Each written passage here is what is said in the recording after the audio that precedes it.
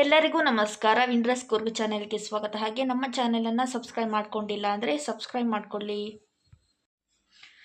Big boss season 11ರ 13ನೇ ವಾರದಲ್ಲಿ ಟಾಸ್ಕನ್ನು ನೀಡಲಾಗಿತ್ತು.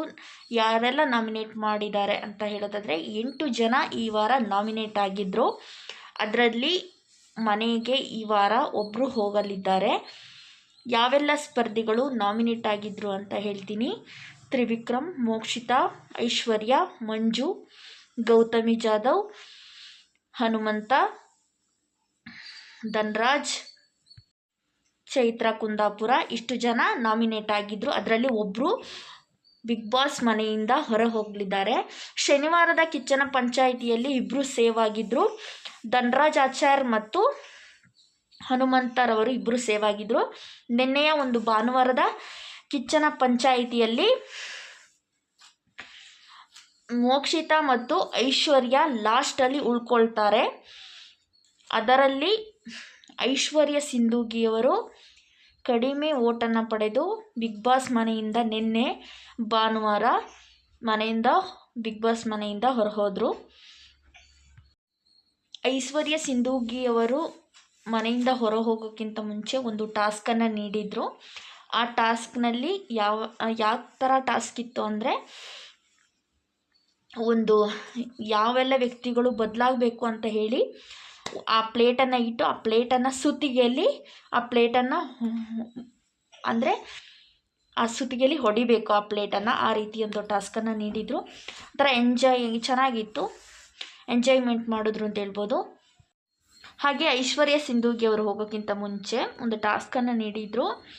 ಆ ಟಾಸ್ಕ್ ಏನಂದರೆ 2024 ಮುಗಿದು ಇನ್ನು 2025 ಬರ್ತಾ ಇದೆ. ನಿಮಗೆ ಬಿಗ್ ಬಾಸ್ ಮನೆಯಲ್ಲಿರುವ ಯಾವ ವ್ಯಕ್ತಿಗೆ ಒಳ್ಳೆಯ ಶುಭ ಕೋರಿ ಒಂದು ಉಡುಗೊರೆಯನ್ನು ಕೊಡ್ತೀರಾ ಅಂತ ಒಂದು ಹೇಳಿದರು.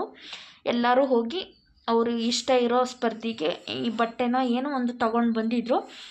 ಹಾಗೆ ಭವ್ಯ ಗೌಡರವರು ತ್ರಿವಿಕ್ರಮ್ಗೆ ಒಂದು ಬಟ್ಟೆ ಕೊಡ್ತಾರೆ. ತ್ರಿವಿಕ್ರಮ್ರವರು ಭವ್ಯರವರಿಗೆ ಒಂದು ಗಿಫ್ಟ್ ಅಂದರೆ ಒಂದು ಬಟ್ಟೆಯನ್ನು ಕೊಡ್ತಾರೆ. ರಜತ್ರವರು ಧನ್ರಾಜ್ರವರಿಗೆ ಒಂದು ಗಿಫ್ಟನ್ನು ಕೊಡ್ತಾರೆ.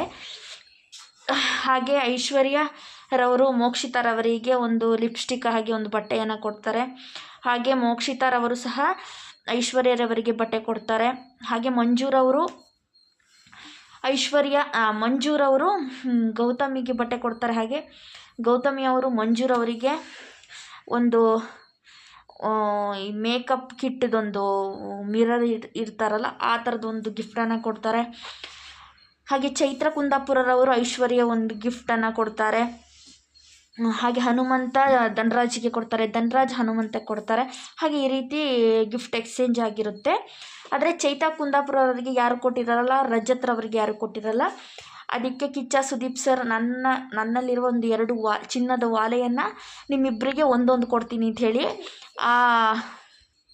ಆ ವಾಲೆಗಳನ್ನು ಚೈತ್ರ ಕುಂದಾಪುರಗೊಂದು ಮತ್ತು ರಜತ್ ಕಿಶನ್ರವರಿಗೆ ಒಂದು ವಾಲೆಯನ್ನು ಕೊಡ್ತಾರೆ. ಅವರು ತುಂಬ ಖುಷಿ ಆಗ್ತಾರೆ ಅಂತ ಹೇಳ್ಬೋದು. ಈ ರೀತಿ ನಿನ್ನೆಯ ಒಂದು ಭಾನುವಾರದ ಕಿಚ್ಚನ ಪಂಚಾಯಿತಿ ಮುಗಿಯುತ್ತೆ. ಹಾಗೆ ಐಶ್ವರ್ಯರವರನ್ನು ಬೀಳ್ಕೊಡ್ದು ಅವರಿಗೆ ಅಪ್ಪ ಅಮ್ಮ ಯಾರೂ ಇಲ್ಲದ ಕಾರಣ ನಿಜವಾಗ್ಲೂ ನನಗೆ ಸಖತ್ ಬೇಜಾರಾಯಿತು. ಅವ್ರು ಹೋಗಿದ್ದು ಯಾರೂ ಇಲ್ಲ, ಏನೂ ಇಲ್ಲ. ಅವ್ರ ಸ್ನೇಹಿತೆ ಒಬ್ಬಳು ಚೈಲ್ಡ್ಹುಡ್ ಫ್ರೆಂಡ್ ಬಂದಿದ್ಲು, ಅವಳು ಕರ್ಕೊಂಡು ಹೋದ್ಲು. ಹಾಗೆ ಅವ್ರನ್ನ ನಾಯಿ ಮರಿನ ನೋಡ್ಕೋತಿದ್ದ ಒಬ್ಬರು ಆಂಟಿ, ಅವ್ರ ಮನೆ ಕೆಲಸ ಮಾಡೋ ಒಂದು ಆಂಟಿ ಅವರು ಸಹ ಬಂದಿದ್ದರು. ಅದ್ರಾಗ ಏನೋ ಒಂಥರ ಬೇಜಾರಾಗಿರುತ್ತೆ. ಅಪ್ಪ ಅಮ್ಮ ಇಲ್ಲದೆ ಅದು ಹೇಗಿರ್ತಾರೋ ಏನೋ, ನಿಜವಾಗ್ಲೂ ಇರೋಕ್ಕೆ ಆಗಲ್ಲ.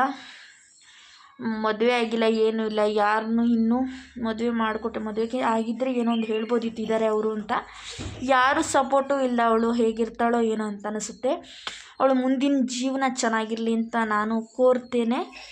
ಹಾಗೆ ಐಶ್ವರ್ಯ ಸಿಂಧೂಗಿ ಅವರು ಹೋಗಿದ್ದು ನಿಮಗೆ ಬೇಜಾರಾಯಿತಾ, ಅವ್ರು ಹೋಗಬಾರ್ದಿತ್ತು ಅಂತ ಅನ್ನಿಸ್ತಾ ಅಂತ ಕಮೆಂಟ್ ಮೂಲಕ ತಿಳಿಸಿ. ಧನ್ಯವಾದಗಳು.